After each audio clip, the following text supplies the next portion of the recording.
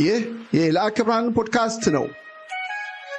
የላክብራን ፖድካስት በአይነቱና በይዘቱ አዲስና ልዩ የሆነ በእስራኤል ውስጥ ለሚገኘው ማህበረሰብና ከእስራኤል ውጭ ላለው ኢትዮጵያ ማህበረሰብ በሶስት ቋንቋዎች ማለትም በዕብራይስጥኛ፣ በአማርኛና በትግርኛ በማፈራረቅ የሚቀርብ ሚዲያ ነው።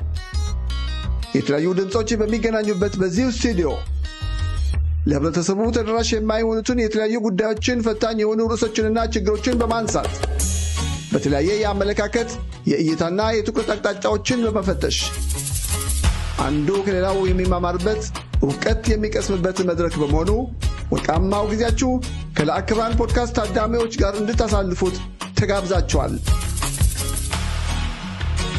አጃቢና አምራች ሱፐርካስት።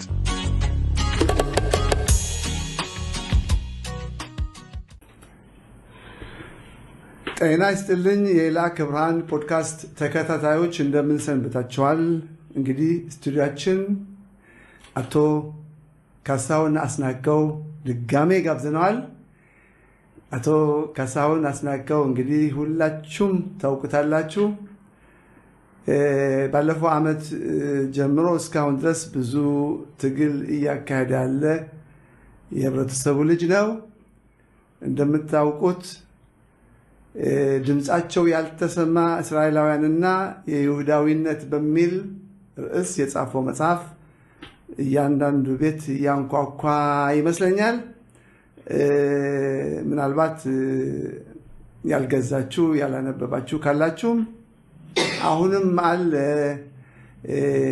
መግዛት ይቻላል፣ ማንበብ ይቻላል። እንግዲህ ከዛ በኋላ እስካሁን ድረስ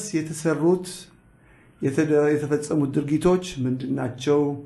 ምን እየተወራ ነው? ምን እየተባለ ነው?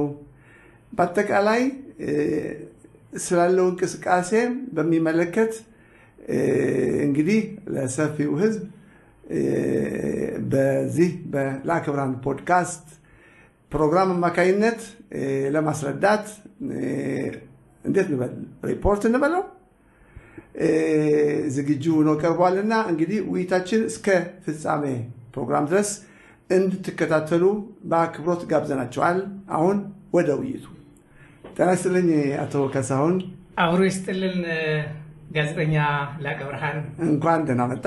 እንኳን ደህና ቆየ። እግዚአብሔር ያክብርልኝ። እሺ እንግዲህ የምታደርገው እንቅስቃሴ ከሞላ ጎደል እየተከታተልኩኝ ነው። ብዙ ሰውም እየተከታተለ እንደሆነ ነው የሚገባኝና እስቲ በመግቢያዬ ለማለት እንደሞከርኩት